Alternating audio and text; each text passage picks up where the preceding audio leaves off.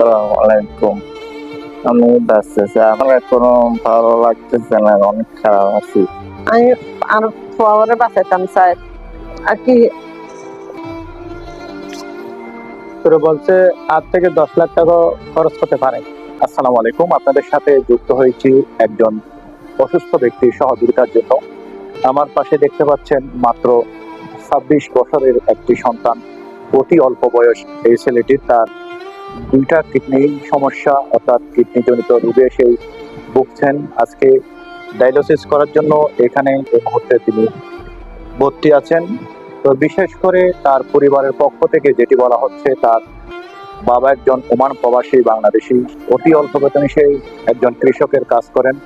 তার পক্ষে এই মুহূর্তে আসলে তার যেখানে সংসার চালান উঠায়, তার জন্য একটি গ্রহ বিষয়, সেখানে এরকম ট্রিটমেন্ট করা তার পক্ষে কোনোভাবেই সম্ভব না। যদি চান আর ভগবান মা বাঁচিলে জীবন বাঁচাবার চেষ্টা করে নানারা। আই মা আছে মনে আর সন্তান এরকম অবস্থায় সহ্য করি না পারি।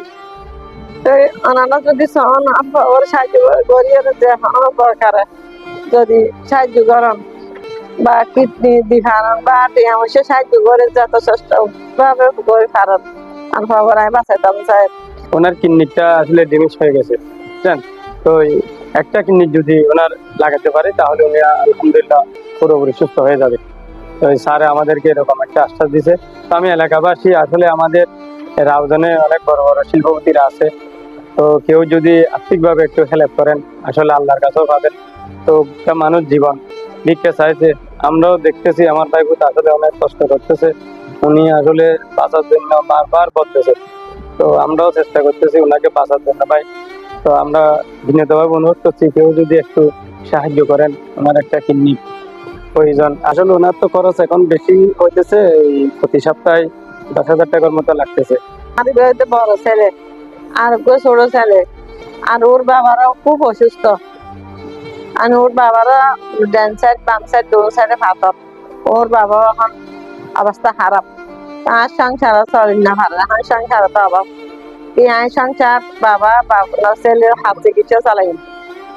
তো ওনারা যদি সাহায্য করেন, চেষ্টা করেন, উপহার থাকব আল্লাহর হাসা পাইবেন ওনারা আর কি।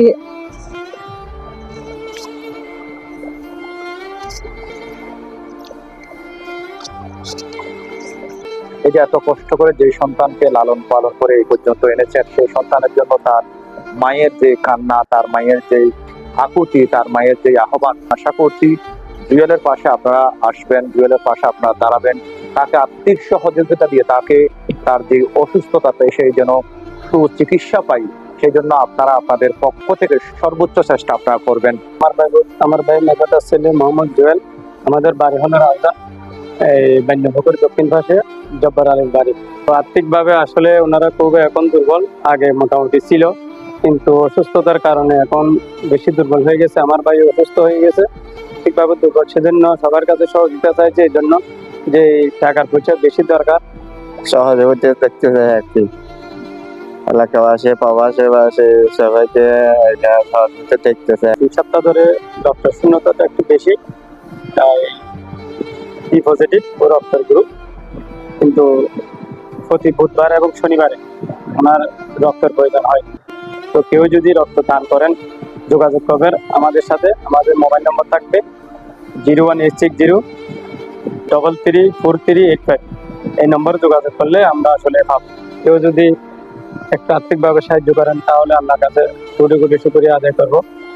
শুকরিয়া আদায় করে শেষ করা যাবে না, আসলে কার উচিলে কে ভালো হয় এটা আল্লাহ ভালো জানে।